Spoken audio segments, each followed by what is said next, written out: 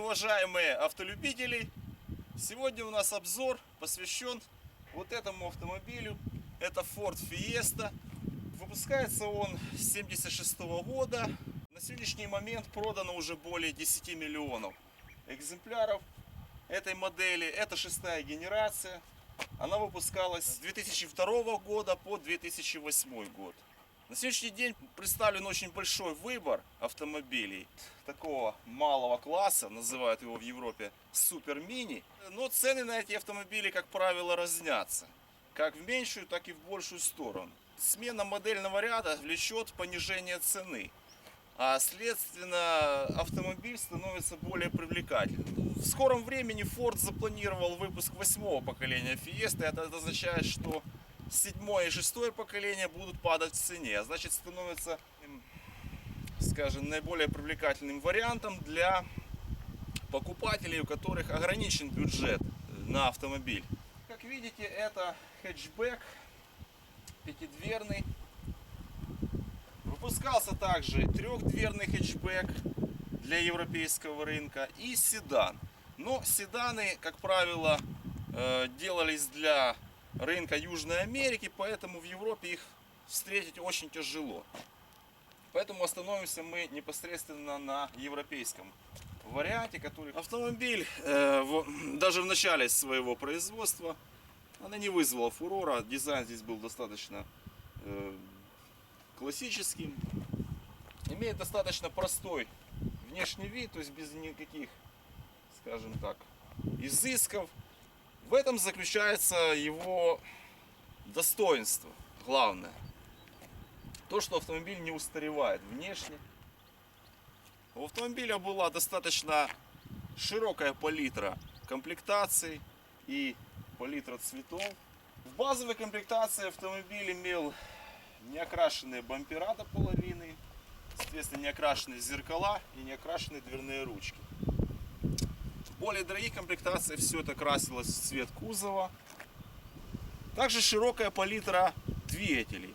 Были дизельные и бензиновые двигатели. Дизельных агрегатов было всего два, оба они турбированные, 1,4 и 1,6 литра. Соответственно, 68 и 90 лошадиных сил.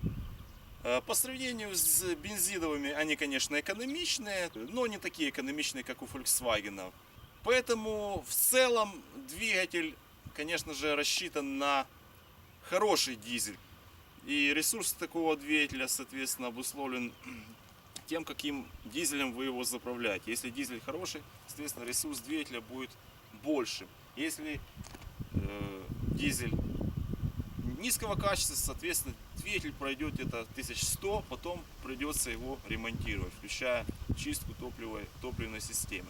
Также самое стоит отметить и более частый по сравнению с бензиновыми двигателями межсервисный интервал.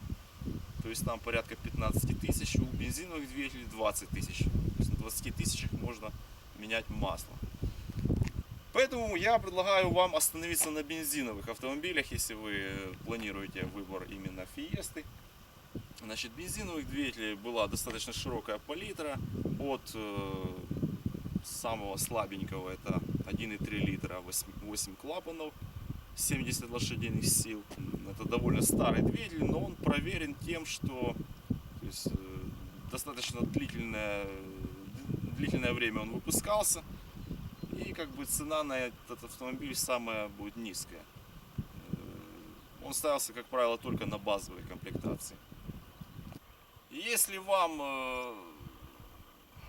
не подходит 8-клапанный двигатель, то есть вам нужен какой-то более резвый автомобиль, то следует, конечно, обратить внимание на 16-клапанные двигатели у Форда. Значит, диапазон этих двигателей от 1,2 до 2 литров, все они 4-цилиндровые и 16-клапанные. Серия двигателей называлась Duratec.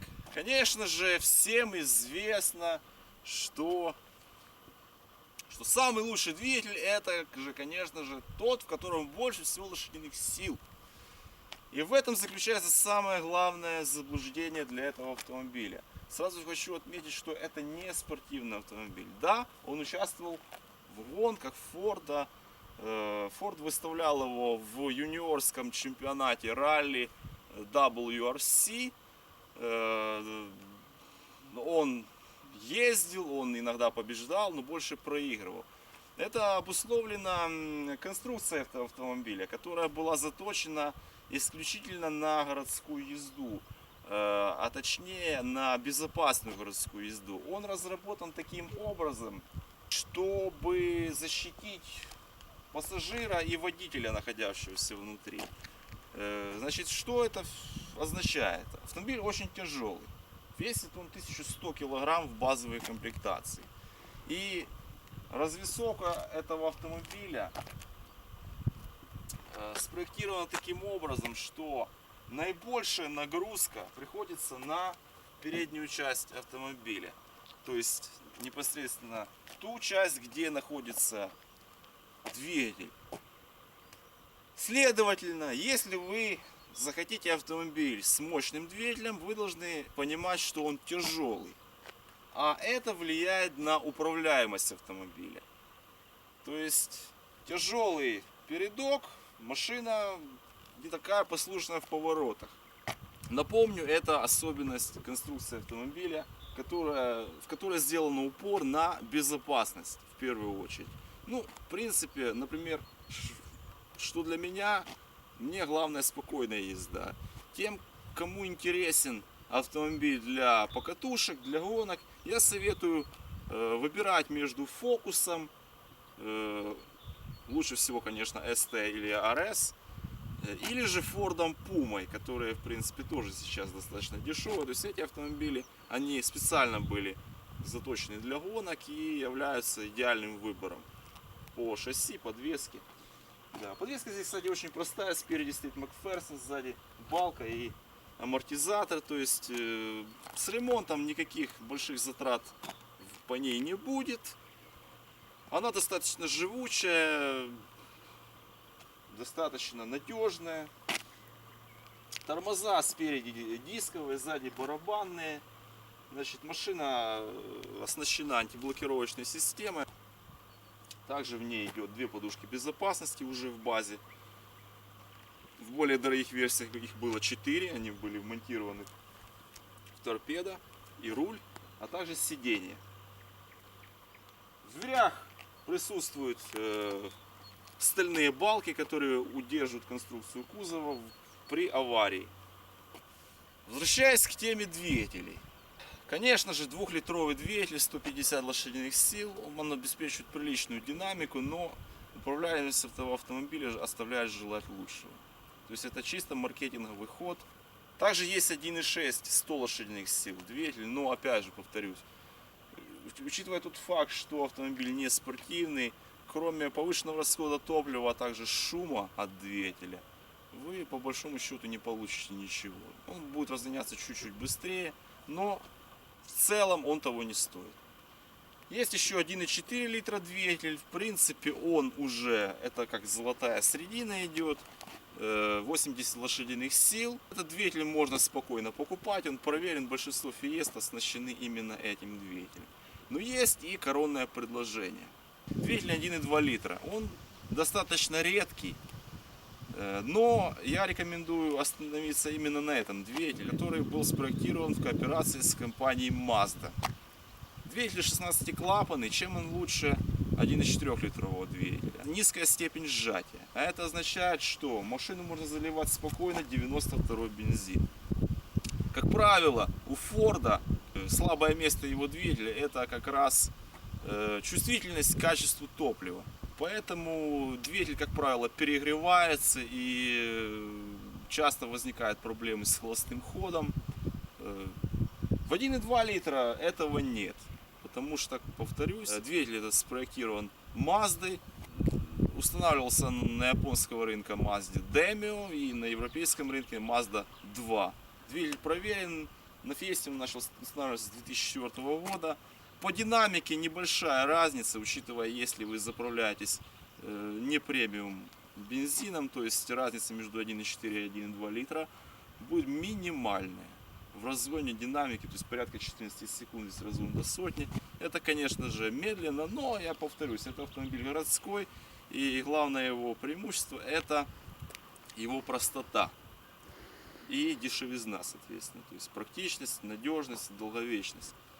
Двигатель открывается вот здесь.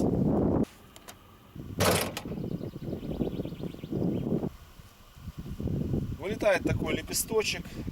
Значит, тянете на себя, двигатель открыт. Здесь, как видите, простая скоба. Никакой пневматики нет. Повторюсь, это 1,2 литра, 16 клапанов, мощностью 75 лошадиных сил. Разработанный совместно Фордом и Маздой, который устанавливался на Fiesta, Mazda 2, а также Ford Fusion. Бытует мнение якобы, что недостаточно 75 лошадиных сил для 1100 кг веса. Готов развеять этот миф тем, что Fusion, например, и Mazda 2 еще более тяжелые автомобили, и этот двигатель спокойно их передвигает. Как вы можете обратить внимание, крышка капота, она ничем не обшита. Вообще в машине достаточно шумно, даже на низких оборотах. Шумоизоляции как таковой нет. Вы слышите шум колес, шум двигателя и попадание мелких камешков по днищу. Значит, это как один из минусов этого автомобиля. По двигателю у нас все ясно. Открывается он просто. Открывается, напомню, из салона. Не так, как в фокусе, то есть с эмблемой, под эмблемой никакого ключа здесь нет. Здесь могут устанавливаться противотуманные фары, в принципе. Их можно установить даже купив базовую комплектацию. Поэтому это не проблема.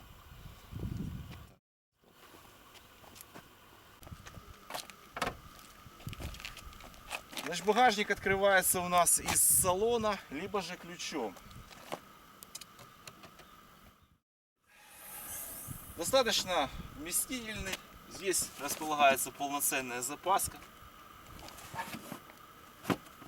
Но есть, конечно, и недостатки.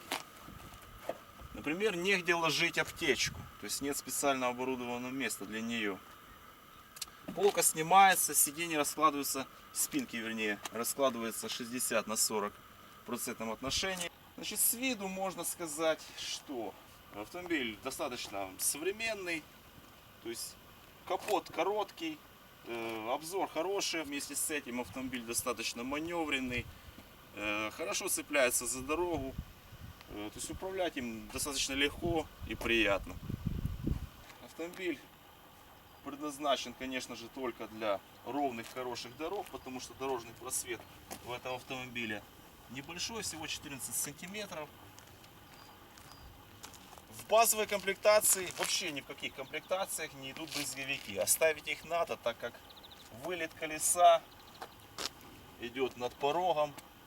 И, соответственно, все, что попадается под колеса, потом разлетается по порогам. Пороги металлические, и краска с них со временем слазит. Ну, брызговик хоть немного, но защищает.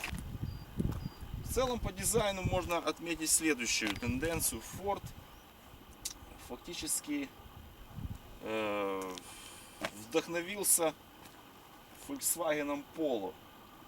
Если взять две модели, то они весьма похожи между собой. Fiesta 6-го поколения тоже может отличаться.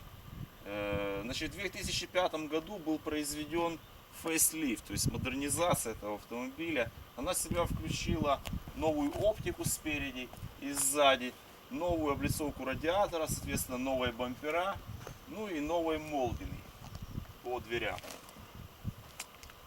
Зеркала в автомобиле складываются.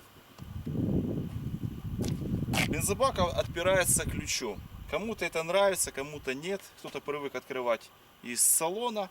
Но лично я не вижу в этом никакой драмы, поскольку все равно заправлять автомобиль нужно самому. Лучше, если это делаете непосредственно вы, а не заправщик, поскольку надо выждать момент выравнивания давления в бензобаке, момент открытия заливной горловины. Здесь стоит обратный клапан, то есть бензин никто у вас не сольет. Ну и, соответственно, запирается лючок таким же самым образом, ключом, только ключом.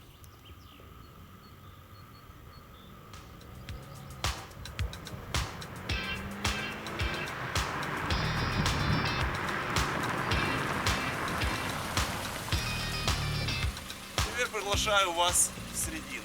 В салоне без изысков. Магнитола, как правило, в базовых комплектациях такая.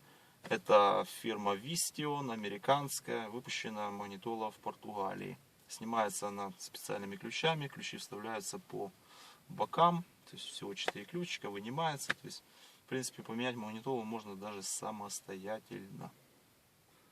Она читает компакт-диски. Также возможно подключить через вот этот разъем AUX MP3 плеер, либо ваш мобильный телефон, оснащенный разъемом 3,5 мм для наушников. Ну, качество звучания, в принципе,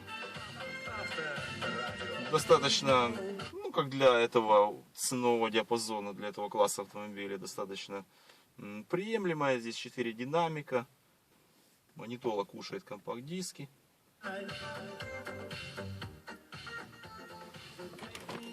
Но компакт-диски лучше всего выбирать обычные, то есть CD-диски, не MP3, потому что в этом случае диск магнитола откажется читать. Поставим, как по крайней мере, Beatles.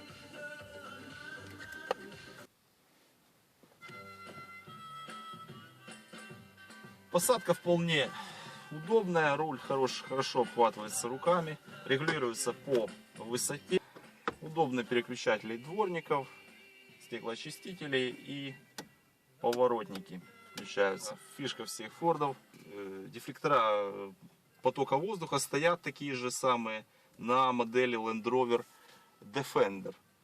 То есть они вот таким образом крутятся в разные стороны. То есть можно направить воздух в любую точку салона или же просто их закрыть. Вот такая здесь комбинация приборов. Значит, тахометр, спидометр, указатель температуры охлаждающей жидкости и бензина. До 2005 года щиток приборов отличался, как и торпеда в целом. То есть торпеда была без ниш, то есть более жесткий пластик был, другие дефлектора потока воздуха. И комбинация приборов была другой. Был жидкокристаллические показатели температуры и бензина. Однако Ford отказался от этого, так как тяжело было ориентироваться водителям во время езды, то есть непривычно было к этим электронным шкалам привыкнуть.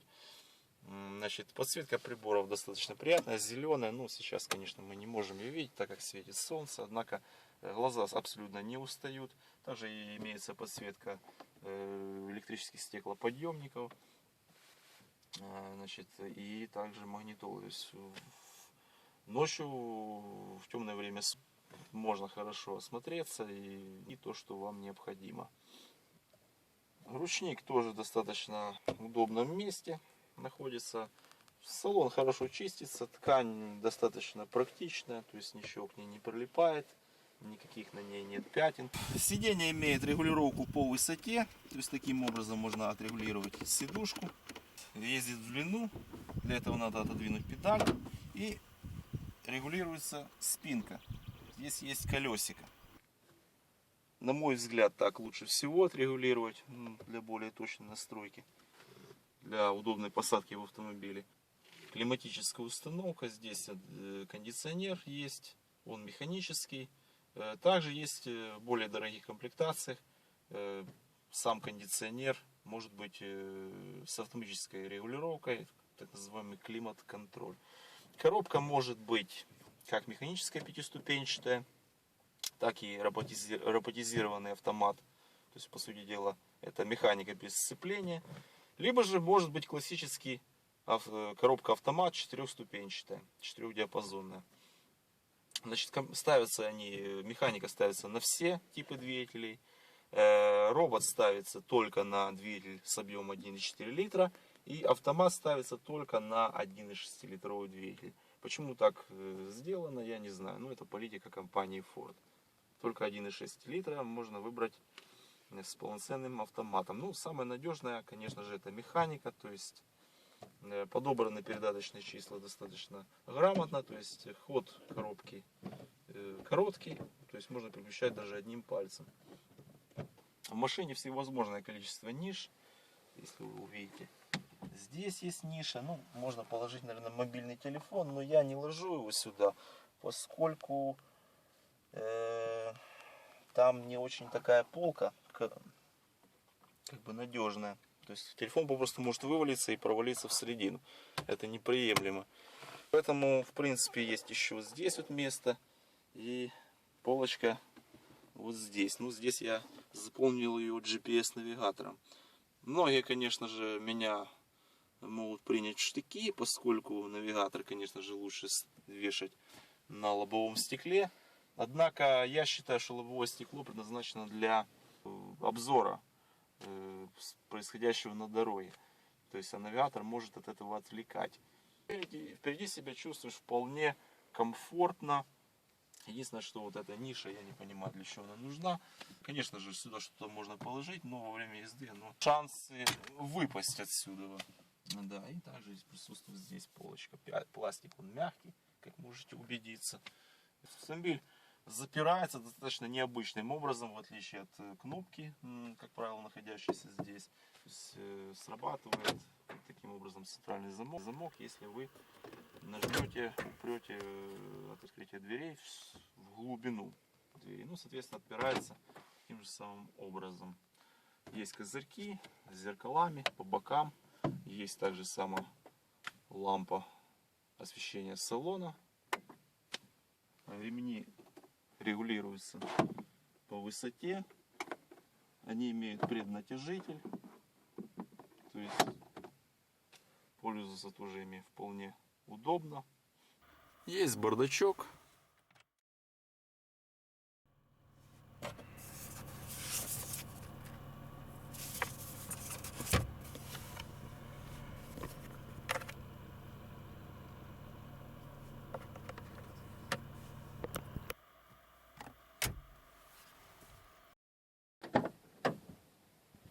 Ну, теперь переберемся на заднее сиденье. Отмечу сразу, что задние сиденья не такие удобные, как передние. Сделаны они очень просто, то есть они достаточно жесткие. Сесть сюда может человек среднего роста. Крыша, конечно, позволяет, но подголовник придется всегда поднимать. Иначе в таком положении он может разве что для детей служить. Значит, имеются так, здесь на заднем сиденье ремни безопасности. В принципе, учитывая, что спинка сидений практически вертикальная, поэтому вы сидите ровно и хорошее место до сидений впереди. Здесь кармашки в сиденьях. В салоне светло как раз благодаря большой площади остекления. Как видите, за дверями еще есть небольшие такие окошечки. Значит, повторюсь, сиденье достаточно твердое, но лучше, конечно же, в этом автомобиле сидеть на передних сиденьях. То есть заднее здесь просто оно должно быть, и Ford его установил. То есть никакого комфорта как такового здесь нет. На длительные поездки не рекомендую садиться сзади. Значит, сидушка здесь откидывается, как я уже сообщал. Значит, получается вот такой подголовники. Вот, получается ровный практически пол. Вот, и можете перевозить длинногабаритные предметы. Снимается полка и получается пространство. То есть достаточно обширное, достаточно просторное. Складывается это все тоже достаточно легко. Сидушка ложится 60 на 40, но в этом нет никакого смысла, так как при опущенной одной из половин, то есть при поднятой сидушке, вы все равно здесь не сможете сидеть.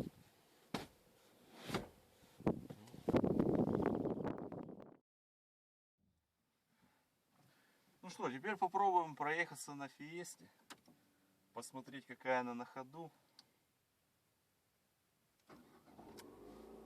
Двигатель запускается легко.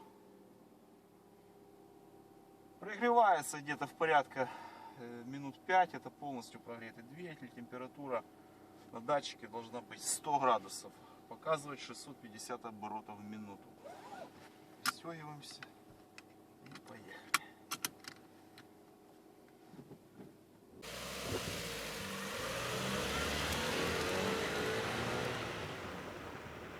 Руль очень отзывчив.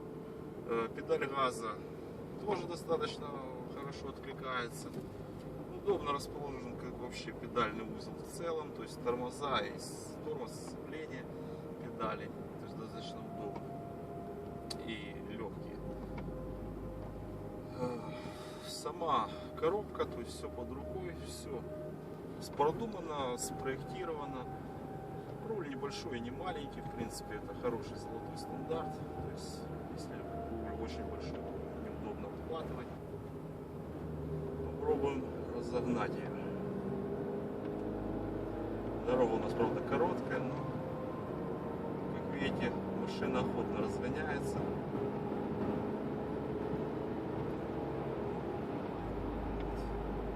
Мы разогнались до 90 км в час. Разгон до сотни занимает 14 секунд. Тормозит машина тоже достаточно уверенно. Назад, впереди дисковые, сзади стоят барабаны. Ну, в принципе, машина как на каждый день, как за небольшую сумму, ну, идеальная вообще во всех отношениях. То есть это Ford, сборка производилась только европейских фордов в Испании и в Германии. То есть это, конечно же, безусловный плюс.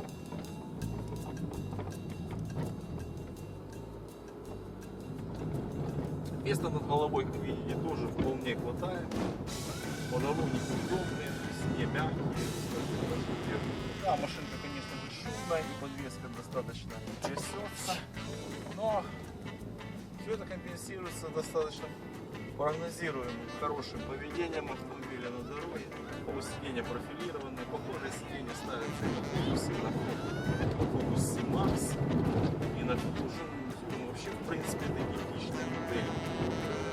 Родственник Fiesta, построенный на той же платформе, реагируется он теми же самыми двигателями, той же самой трансмиссией, и по сути это Fusion, это Fiesta на ходуле. Да. Трясет у нас машину.